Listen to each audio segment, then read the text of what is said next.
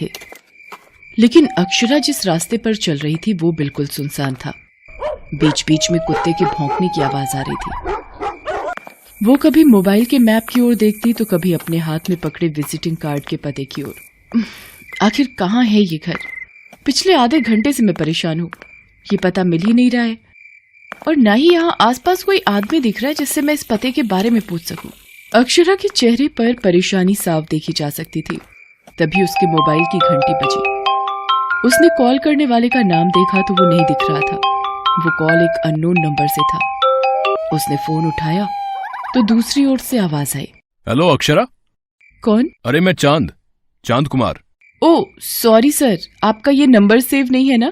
Sir मैंने आपके उस नंबर पर बहुत ट्राई किया लेकिन वो स्विच ऑफ आ रहा था। सर मैं बहुत परेशान हो गई हूँ।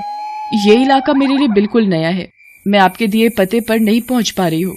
ओहो कोई नहीं, तुम अपनी लोकेशन बताओ, मैं तुमको लेने आ रहा हूँ। अक्षरा ने चांद कुमार को अपनी लोकेशन बताई। चांद कुमार उसे लेकर अपने घर पहुंचा। अक्षरा को वो घर बहुत ही अजीब लग रहा था। उसे ये भी लग रहा था चांद कुमार जैसा बड़ा डायरेक्टर ऐसी थर्ड क्लास जगह पर उसे क्यों बुलाया। सर कुछ अजीब नहीं है ये जगह? अजीब तो है, लेकिन कितनों की किस्मत मैंने इसी घर से बनाई है। आज तुम भी उन लोगों में शामिल हो जाओगी। उसके बाद चांद कुमार ने अक्षरा को वहीं सोफे पर बैठने के लिए कहा और खुद किचन में गए और वहां से पीने के लिए कोल्ड ड्रिंक्स और खाने का स्नैक्स लेकर उसके पास आए। अरे सर आपने क्यों तकलीफ की? इसमें तकलीफ की क्या बात है? वैसे भी आज यहाँ का नौकर छुट्टी पर है तो ये सब तो मुझे ही करना होगा। वैसे आई लव डूइंग दिस।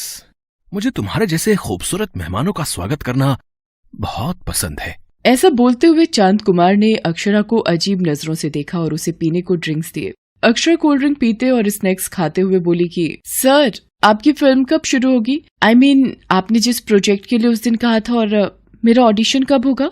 आज ही होगा ना? तुम सवाल बहुत करती हो और मुझे ज्यादा सवाल करने वाले पसंद नहीं है। Sorry sir. फिक्र मत करो, मेरे असिस्टेंट थोड़ी देर में पहुंचने वाले हैं। लेकिन चांद कुमार से बातें करते हुए अब अक्षरा की आंखें बोझिल हो रही थी। थोड़ी देर बाद वो बेहोश हो गई।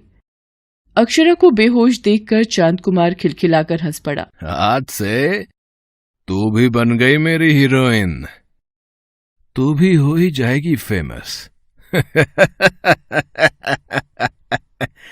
चांद कुमार नाम है हमारा, हमने डूबतों की किस्मत को संवारा।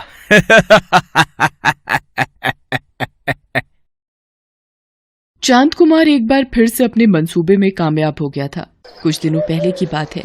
चिलचिलाती गर्मियों के दिन थे। ऐसा लगता था कि सूरज सब कुछ जला देगा।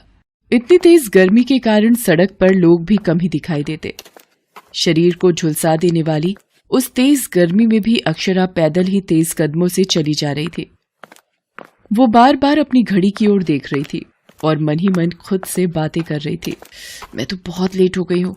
10 बजे का ही समय था और 12:30 बजने को आए।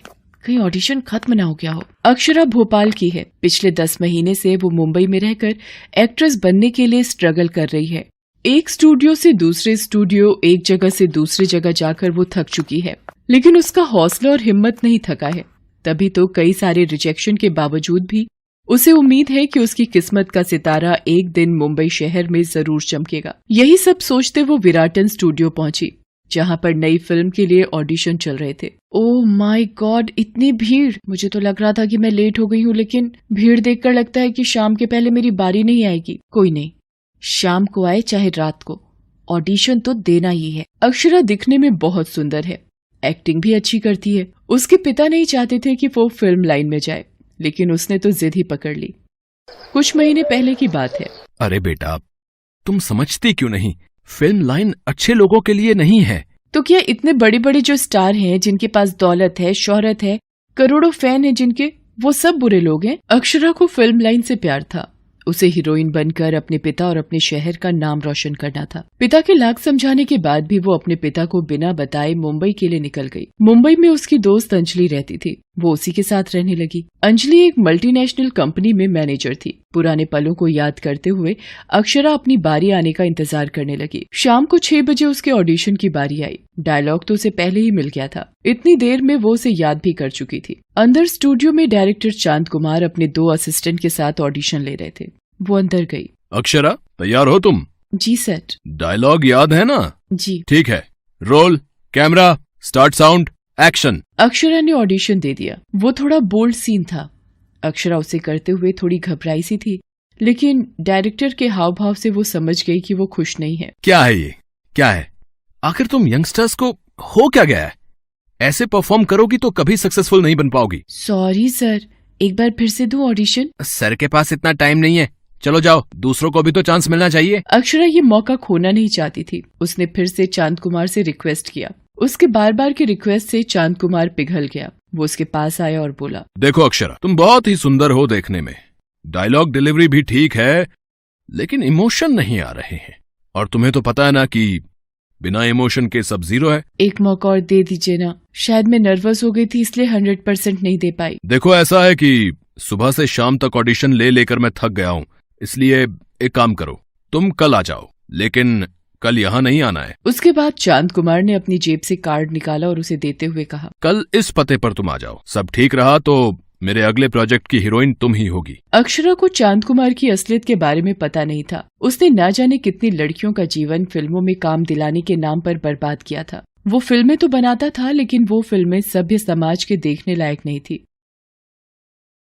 अगली सुबह जब अक्षरा की नींद खुली तो उसे एहसास हो रहा था कि उसके साथ कुछ बुरा हो चुका है। उसने आसपास चांद कुमार को ढूंढने की कोशिश की, लेकिन वो तो वहाँ था ही नहीं। हाँ, उसके बगल में 50,000 रुपए का एक चेक और एक चिट्ठी रखी थी। अक्षरा उसे पढ़ने लगी। Welcome to our industry Akshara.